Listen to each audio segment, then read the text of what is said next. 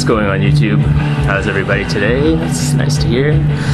So what I'm doing right now is I'm just going through my CD piles methodically, systematically, one by one, except for Saturdays where I do albums I bring up with me to DJ. The next CD up was this album, Portrait of an American Family by Marilyn Manson, released in 1994 on Nothing Interscope Records. Marilyn Manson used to be called, before this album came out, they were called Marilyn Manson and the Spooky Kids. They formed in Fort Lauderdale, Florida in 1989. It's their debut album. It was produced by Trent Reznor, Nothing Interscope being his record label. It's a pretty popular CD. If anyone is a fan of Marilyn Manson and this kind of music, they already know all about it. Not a lot of explanation needed. But anyway, Marilyn Manson back in these days, he was sound-wise, it's this kind of hard rock, shock rock kind of band with a little bit of heavy metal and punk influence. Especially on this CD, there's a lot of punk kind of stylings in the vocals and like the music structures especially. This is probably one of my favorite albums by him because it captures a lot of his urgency, and it's probably one of his most relevant releases. Not to say like Antichrist Superstar didn't have a lot of relevancy back then, but this one was just more of a well thought out lyrically kind of album. Didn't have any of the high production values and all the polish and all the studio tricks that their later albums did. This is a very raw, very ugly sound, and I kind of like that. It's kind of got this very primitive kind of urgency to it. Marilyn Manson, of course, being one of the most controversial figures of the 90s, he kind of lost all that in like the past 10 years, I'd say. Past 10 years? Past couple of years anyway. He's kind of become a living parody of himself. It's kind of cool looking up facts and stuff for this album, just doing a little bit of research. I was looking up all the individual members of the band, because pretty much like no one in the band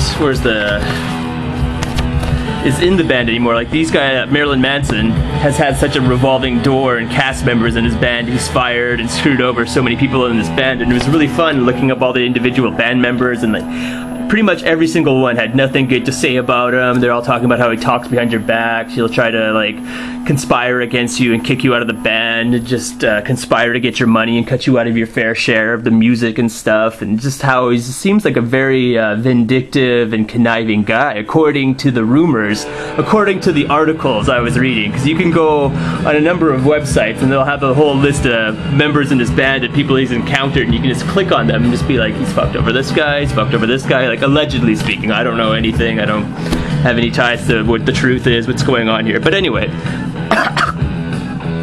swallow some cat hair. Back to the music. Like I said, this is probably one of his more creative albums. It's one of his first ones. It has a very raw, rugged sound. Another cool thing about this album is just how many samples and cultural references to pulp culture on here. Like the song Cake and Sodomy has a line from Marlon Brando's movie Lost Tango in Paris.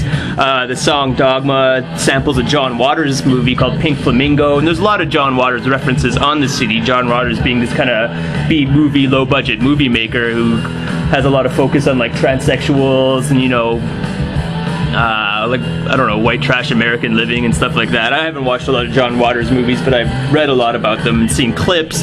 There's a song on here that's My Monkey that's kind of almost a cover of a Charles Manson song he wrote. He borrows a lot of lyrics that Charles Manson wrote for a song he calls Mechanical Man.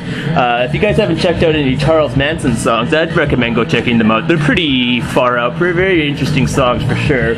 They're probably not the most well crafted, but just to hear like the songs of a madman is pretty interesting. He has some interesting things to say the least. And there's also, of course, the intro of the CD is called, what's it called? Prelude to Family Trip is, of course, the scene from Willy Wonka where they're going inside the big tunnel, and he steals that monologue and makes it kind of spookier, puts it like a nice little dark spin on it, tries to make it a lot more sinister. Snake Eyes and Sissies, the song Snake Eyes and Sissies starts with a Richard Ramirez quote that he was doing in code, that killing is killing, whether done for duty, profit, or fun, is actually taken from a recording from a Richard Ramirez quote, who's a serial killer, of course. And it samples a lot of other movies like Chitty Chitty Bang Bang, Poltergeist 2, that's a TV show sample in here from the TV show Lidsville and Twin Peaks, and of course there's a lot of John Waters from like Disparate Living and stuff. The cover art, it was not originally what Marilyn Manson wanted to put on the cover. He originally wanted to have a naked picture of himself as a child on the cover, but they said, you know, it's child pornography, so we can't do that, Brian. So Marilyn Manson just made all these little clay figures, and that was the cover. A lot of, like I said in the beginning, that has a lot of creative and relevant lyrical content on here. It's just about depravity and American living, trying to like debunk the American dream.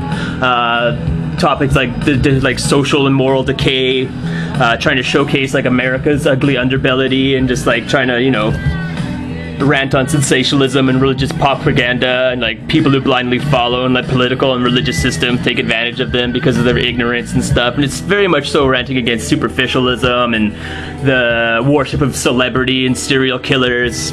Marilyn Manson's always stated in interviews that he's always trying to be a reflection of America, of American values, and how ugly it is. So the uglier America gets, the uglier he wants his music and his image to be.